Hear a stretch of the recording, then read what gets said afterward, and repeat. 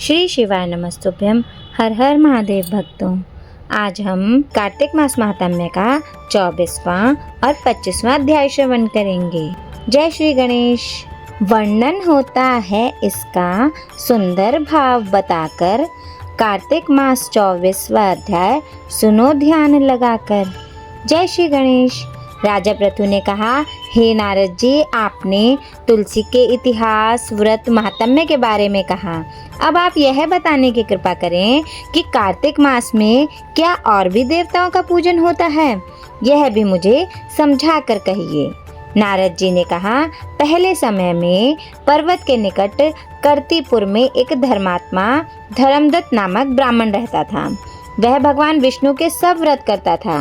एक दिन कार्तिक मास में वह एक पहर रात शेष रहने पर जागरण के लिए भगवान विष्णु जी के मंदिर में हर प्रकार की सामग्री लेकर जा रहा था कि मार्ग में उसने एक बड़ी भयंकर राक्षसी को देखा, जिसके बड़े बड़े दांत, लपकती हुई जीभ और लाल लाल नेत्र थे।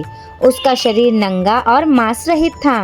उस भयंकर राक्षसी को देखकर धर्मदत्त बुरी तरह कांपने लगा। अन्य कुछ उपाय न देखकर उसने पूजा वाली थाली और जल का लोटा उसके ऊपर फेंक दिया, क्योंकि उसने भगवत नाम का जप करते हुए वह सामग्री और जल का लोटा जिसमें तुलसी दल पड़ा था उसको मारा था, जिससे उसके जन्म जन्मांतर के पाप नष्ट हो गए और पूर्व जन्म याद आ गया। वह हाथ जोड़कर धर्मदत्त के चरणों में गिर पड़ी और बोली, हे विप्र, मैं पूर्व जन्म के कर्मों के फल से इस अवस्था को प्राप्त हुई हूँ। नारद जी ने कहा, हे राजन, उसे इस प्रकार प्रणाम करते देख अति विस्मित होकर धर्मदत्त ने पूछा, तेरी यह अवस्था किस कर्म के फल से हुई है? तू पूर्व जन्म में कहाँ रहती थी और तेरा कैसा चरित्र था?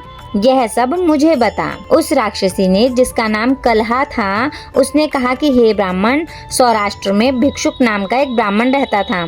मैं उसकी पत्नी थी। मेरा स्वभाव बड़ा ही निष्ठुर था। मैंने अपने पति का कभी भला नहीं चाहा, न ही उसे कभी अच्छा भोजन और न मिठाई ही खाने को दी। मैं प्रतिदिन उससे लड़ती झगड़ती रहती थी। मुझे इस प्रकार की झगड़ालू देख तथा नित्य प्रति की कलह से तंग आकर मेरे पति ने दूसरा विवाह करने का निश्चय किया।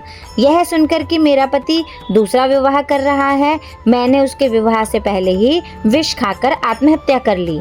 मेरी मृत्यु के बाद यमदूत आए और मुझे गदा से मारते हुए यम के पास ले गए।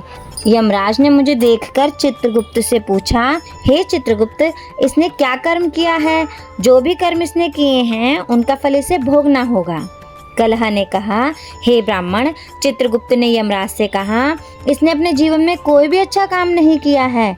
यह अपने पति को सदा खराब भोजन देकर आप अच्छा भोजन खाती रही, इसलिए अब यह विष्ठा खाने वाली होगी। इसे अब सुअरी का जन्म दिया जाएगा।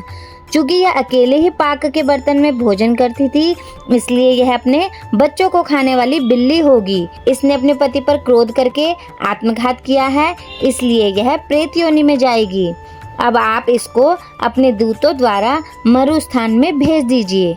वहाँ पर यह बहुत दिनों तक प्रेत योनि में रहकर फिर यह पापिन अपनी तीनों योनियों को भोगेगी। सो हे ब्राह्मण, मैं 500 वर्ष से प्रेत योनि में हूँ और भूख प्यास के कारण नित्य दुखी रहती हूँ।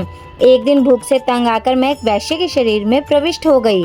उसके शरीर द्वारा मैं कृष्णा और वेणी के संगम पर इस देश में आ पहुँची। एक दिन भगवान शंकर व विष्णु ने मुझे बलात् उसके शरीर से बाहर निकाल दिया। फिर मुझे आप दिखाई दिए। आपके लोटे में से तुलसी जल का छींटा मेरे ऊपर पड़ा, जिससे मेरे सब पाप नष्ट हो गए। हे द्विजोत्तम, अब आप मुझे यह बताइए कि आगे होने वाली तीनों योनियों और इस प्रेत शरीर से किस तरह मुक्ति होगी। धर्मदत्त कलह की बात सुनकर उसके पिछले कर्मों और वर्तमान अवस्था को देखकर बड़ा दुखी हुआ। उसका दुख देखकर उसका चित्त पिघल गया। फिर उसने दुखित भाव से कहा, 25वां अध्याय आरंभ। सुना प्रश्न ऋषियों का और बोले, सूत जी ज्ञानी, 25वें अध्याय में सुनो श्री हरि की सच्ची वाणी। धर्मदत्त ने कलह की बात सुनकर बड़े दुखित भाव से कहा, तीर्थ, व्रत और दान आदि करने से समस्त पाप नष्ट हो जाते हैं, मगर प्रेत योनि में रहने वाले को इसका अधिकार नहीं है। तुम्हारे दुखों को देखकर मैं अत्यंत दुखी हूँ और तुम्हारा दुख दूर किए बिना मुझे संतोष नहीं होता। तुम्हारे पाप बड़े भारी हैं, क्योंकि यह तीनों योनियां बहुत बड़े पाप करने वालों को ही प्राप्त होती हैं, और प्रेत योनि तो थोड़े पुण्य से नष्ट भी नहीं हो सकती। लेकिन मैं तुम्हें इस योनि से अवश्य छुड़वाऊंगा, इसलिए मैंने जो कार्तिक का व्रत किया है उसका आधा पुण्य तुम्हें देता हूँ, क्योंकि यज्ञ, दान, तीर्थ सबके सब निश्चय ही कार्तिक व्रत के पुण्य के समान नहीं हैं। देवर्षि नारद बोले, हे राजन, इतना कहकर धर्मदत्त ने उसको ओम नमो भगवते वासुदेवाय यह 12 अक्षर मंत्र सुनाया और तुलसी का दल उसके ऊपर छिड़का।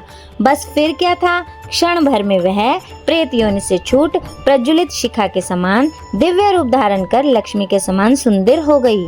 तब वह धर्मदत्त को दंडवत करके प्रसन्नता से गदगद होकर बोली, हे ब्राह्मण, आपके आशीर्वाद से मैं इस घोर नरक से छूट गई हूँ। मुझ पाप सागर में डूबती हुई के लिए आप नौका के समान हैं। नारद जी ने कहा, हे राजन, अभी कला इसी प्रकार कह ही रही थी कि वहाँ विष्णुगण एक देदीप्यमान विमान लेकर आए। विमान के द्वार पर अप्सराएं और गण बैठे हुए थे। धर्मदत्त ने उनको देखकर प्रणाम किया। पुण्यशील और सुशील नामक भगवान विष्णु के गणों ने धर्मदत्त को अपने हाथों को ऊपर उठा उसका अभिनंदन करके कहा, हे द्विज श्रेष्ठ, आप धन्य हैं जो सदा भगवान विष्णु के व्रत, कथा और सेवा में लगे रहते हैं। आपने जो अपने बाल्यकाल में पवित्र और शुभ कार्तिक व्रत किया था, उसके आधे फल से आपने कलह के पूर्व जन्म के कथित पाप नष्ट कर दिए हैं। यही नहीं, आपकी कृपा से उसके सैकड़ों जन्म के पाप नष्ट हो गए हैं। आपके जागरण आदि करने से पुण्य प्रभाव से आकाशमंडल में यह विमान आया है। हे ब्राह्मण, अब हम उसे भांति भांति के भोगों से युक्त बैकुंठ में ले जा रहे हैं। आपके दान पुण्य के प्रभाव से यह भगवान विष्णु के पास रहेगी। आप भी इस जन्म के बाद अपनी दोनों स्त्रियों सहित बैकुंठ में विष्णु जी के पास रहोगे और मुक्ति प्राप्त करोगे। हे दया सागर, वह मनुष्य धन है और जन्म उन्हीं का फलीभूत है जिन्होंने तुम्हारी तरह विष्णु जी की भक्ति की है, क्योंकि भगवान विष्णु अपने भक्तों को भला क्या नहीं देते। जिन्होंने प्राचीन काल में उत्तानपाद के पुत्र को ध्रुव पर पहुंचाया, जिसके सुमिरन मात्र से प्राणियों की मुक्ति हो जाती है। प्राचीन काल में विष्णु जी ने केवल अपने नाम के स्मरण से ही आप द्वारा पकड़े हुए हाथी को हस्त योनि से मुक्त करके जय नाम देकर अपना पार्षद बना लिया।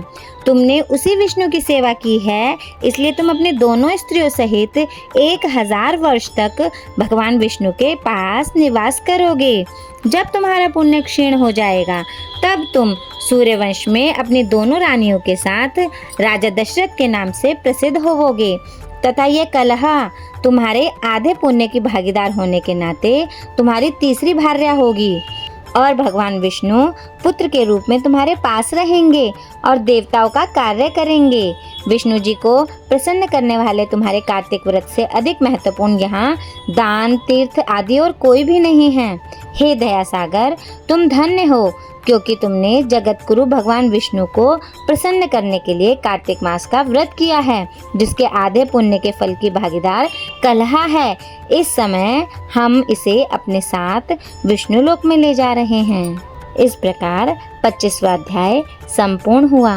बोलो श्री हरि विष्णु भगवान जी की जय। जय जय श्री राधे। श्री शिवाय नमस्तुभ्यम। हर हर महादेव भक्तों।